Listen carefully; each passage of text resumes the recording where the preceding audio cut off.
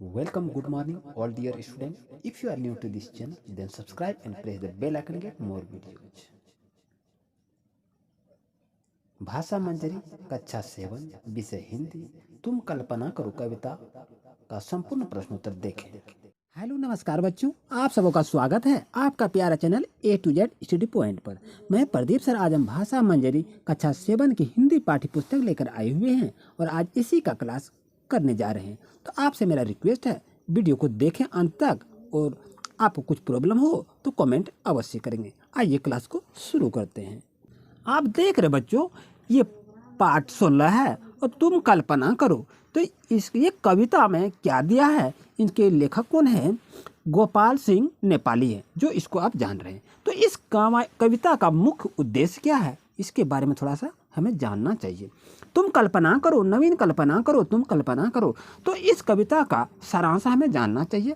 कहता है कि तुम कल्पना करो। शीर्षक कविता में क्या कह रहा है कि गोपाल सिंह नेपाली लिखित ओजपूर्ण भावयुक्त रचना है और इसमें कवि ने जनसाधारण को पुरानी कुरीतियों एवं अतीत की घिसी पिटी रीतियों को त्याग कर बाहर निकलने को प्रेरित किया है। इनको छोड़कर ही राष्ट्र का हम निर्माण कर सकते हैं और इसमें ही संभव है। आइए कविता पर हम कुछ क्वेश्चन आंसर करेंगे। पहले कविता को पढ़ लेते हैं। कहता है तुम कल्पना करो, नवीन कल्पना करो, तुम कल्पना करो।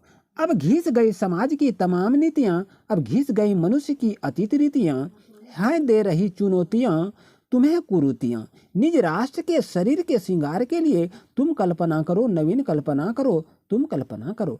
यानी भारत देश की कुरीतियों में एक गथा हुआ, एक बंधे हुए जंजीर में फंसे हुए हैं, जो निकलने के लिए कवि क्या कह रहे हैं, आपको कुछ कल्पना करना होगा। कहते हैं कि जंजीर टूटती कभी न अश्रुधार से, दुख दर्द दूर भागते नहीं दुलार से, हर हटते न दास्ता पुकार से गुहार से, और इस गंग तीर बैठ आज राष्ट्र शक्ति की तुम कामना करो, किशोर कामना करो, तुम कामना करो।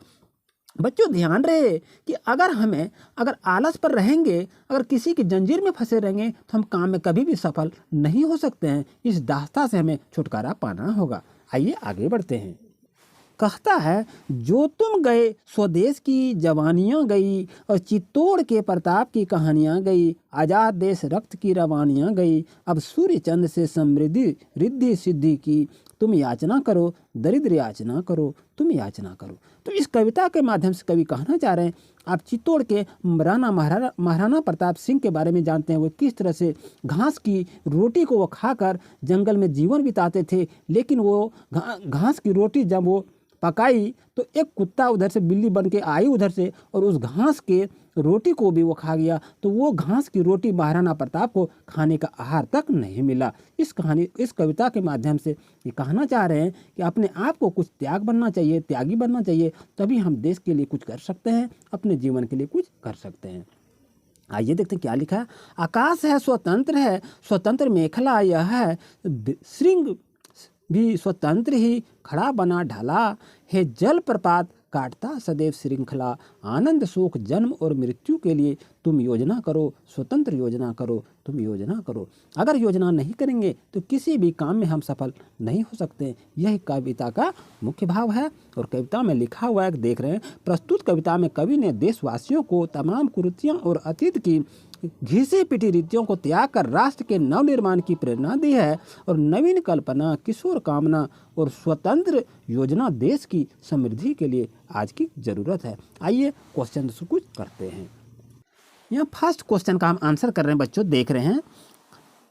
फर्स्ट क्वेश्चन पाठ से कि कविता में नवीन कल्पना करो से क्या तात्पर्य है। तो आंसर क्या लिखेंगे? कविता में कवि नए निर्माण की कल्पना की बात करता है। वह देशवासियों को कहता है कि हम भारत के अतीत को भूल नहीं सकते हैं, क्योंकि भारत के भविष्य के लिए नई नई कल्पना करते हैं। ये फर्स्ट क्वेश्चन का आंसर आपका हुआ। सेकंड क्वेश्चन का देखते हैं, आंसर भी लिखा हुआ है, इसे अच्छी तरह से देखें समझें, उसके बाद लिखेंगे बच्चों।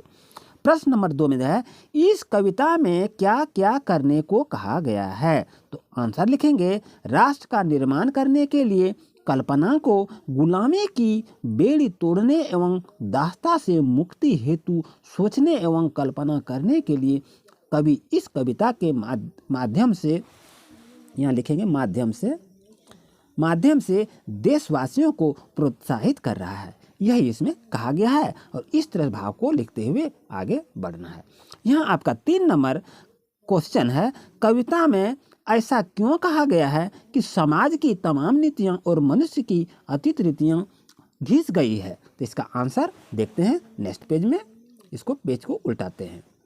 बच्चों इसका आंसर क्या होगा, हम हमेशा अपने अतीत पर ही घमंड करते हैं, परंतु कवि का मानना है कि पुरातन बातें अब घिस चुकी है, इसलिए अपने को सबल राष्ट्र के निर्माण के लिए अतीत को भुलाकर हमें नई कल्पना करनी चाहिए। कवि ये कह रहा है आम आदमियों से।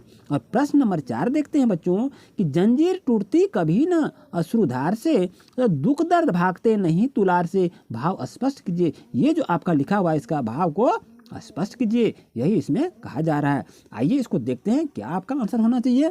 कविता के माध्यम से कवि यह कहना चाहते हैं कि गुलामी की जंजीर रोने से नहीं टूटती है, दुख दर्द दुलार करने से नहीं ठीक होते हैं, इनके लिए प्रयास करना पड़ता है बच्चों। इसलिए जब आप बच्चों पढ़ेंगे तो आप अपना प्रयास लगातार करते रहना चाहिए, तभी आप परीक्षा में सफल होंगे और अच्छे अंक को प्राप्त करेंगे।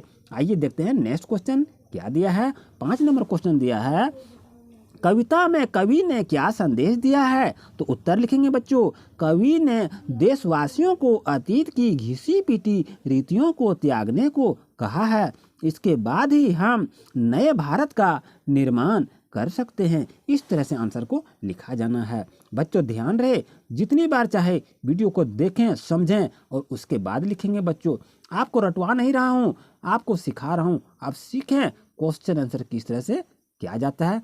आइए 6 नंबर क्वेश्चन को देखते हैं, इसका कैसे किस तरह से लिखा जाना चाहिए। 6 नंबर क्वेश्चन है, कविता में किशोर कामना की बात क्यों कही गई है। तो आंसर आपका है क्योंकि किशोर मन में किसी बात के लिए इच्छा बलवती होती है तो उसके लिए मचल जाता है, वह यह नहीं समझ पाता है कि इसमें क्या क्या दिक्कतें आएगी। तो इसी तरह मन को करने के क्रम में कहना चाहता है कि किशोर की तरह मन में आज़ादी की कामना जागृत करनी चाहिए, तभी आज़ादी संभव है। बच्चों जिस तरह देखेंगे कि अब लोग बच्चों में क्या होता है, कोई भी चीज़ को समझता नहीं है और एक दूसरे से बिना कुछ कहे ही कोई काम कर बैठते हैं, जो कि गलती भी हो जाता है, उसके लिए हमें पछतावा भी करना पड़ता है। लेकिन हमें हर एक चीज़ की आज़ादी होती है, हमें अच्छी तरह से काम करना चाहिए, समझ के ही काम करना चाहिए। आइए देखते हैं नेक्स्ट क्वेश्चन भी दिया है। बच्चों देख रहे हैं कि ये कविता पाठ से जो कविता आपका ये क्वेश्चन आंसर था कविता का, तो हमने करवाए 1 2 3 4 5 6 नंबर तक का आपका हम क्वेश्चन आंसर करवाए। और उसके बाद ये कविता आपका देख रहे हैं, कविता से ये क्वेश्चन है, पाठ से आगे यानी कविता से कुछ पढ़े हैं उसके आगे का क्वेश्चन है। तो 1 2 3 4 ये 4 नंबर का क्वेश्चन करते हैं। आइए मेरे साथ बने रहिए। ये क्वेश्चन नंबर 1 है बच्चों, ये देख रहे हैं आपका ये क्वेश्चन नंबर 1 है, चित्तौड़ के प्रताप की क्या कहानी है। तो इसका आंसर क्या होगा, महाराणा प्रताप चित्तौड़ के राजा थे। उन्होंने जीते जी मुगलों की अधीनता स्वीकार नहीं की और घास की रोटी खाकर एवं वन वन भटक कर भी उन्होंने मुगलों से लोहा लिया, जिससे वे आज भी अमर हैं। तो इस कहानी को आप लोग भी जानते हैं बच्चों। तो आज इस कहानी को आपने पढ़ा, कविता के माध्यम से देखा, कविता में पढ़े किस तरह से है, तो उसी तरह हमें भी अपना कार्य अथक परिश्रम के साथ करना चाहिए बच्चों। आइए देखते हैं 2 नंबर क्वेश्चन में है, कवि ने लिखा है कि तुम योजना करो, स्वतंत्र योजना करो। आप किन कार्यों के लिए योजना बनाते हैं। तो आंसर क्या लिखेंगे बच्चों, हम अपने लक्ष्य एवं उद्देश्यों की पूर्ति हेतु योजना बनाते हैं। यह योजना स्वतंत्र रूप से हम बनाते हैं, इससे हमें लक्ष्य की प्राप्ति में आसानी होती है। हमें अपना कोई भी काम जब करते हैं तो हमें लक्ष्य बनाकर ही काम को करना चाहिए, जिससे वो काम सफल होता है और वो फायदेमंद होता है। आइए बच्चों देखते हैं 3 नंबर क्वेश्चन आपका क्या है, इसका आंसर क्या होगा, अच्छी तरह से देखें समझें उसके बाद लिखेंगे। ये प्रश्न 3 का उत्तर लिखे हैं। क्वेश्चन आप बच्चों किताब में देख लीजिए। प्रश्न 3 का उत्तर है ये कि हम भारतवासी समुद्र पार जाने में अछूत बन जाते हैं तो अंग्रेजी पढ़ना अछूत मानते हैं, और इस तरह की कुरीतियां हम पाले बैठे हैं जिससे विश्व पटल पर हम अज्ञानी बने रहते हैं। ऐसी ही कुरीतियों को कभी हटाना चाहती है बच्चों, इस चीज को याद रखेंगे।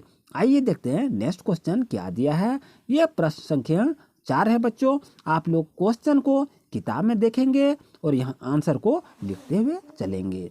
आइए देखते हैं प्रश्न संख्या 4 का उत्तर ये लिखा हुआ है कि राष्ट्र की स्वतंत्रता को बनाए रखने में नवयुवकों की पहली भूमिका है। सभी कुरीतियां और अतीत की घिसी पीटी रीतियों को त्याग कर राष्ट्र निर्माण की ओर हम नवयुवक सदैव अग्रसर रहें, तभी देश की स्वतंत्रता अक्षुण्ण रह सकती है। बच्चों ध्यान रहे, ये हम क्लास 7 भाषा मंजरी पाठ्य पुस्तक का अध्ययन किए। वीडियो आपको कैसा लगा कमेंट अवश्य करेंगे। अगर इसका नेक्स्ट पार्ट भी चाहिए आपको तो यथाशीघ्र कमेंट अवश्य करेंगे। मैं आपकी सेवा के लिए तत्पर रहता हूँ। मिलते हैं नेक्स्ट वीडियो में। Thank you for watching my video.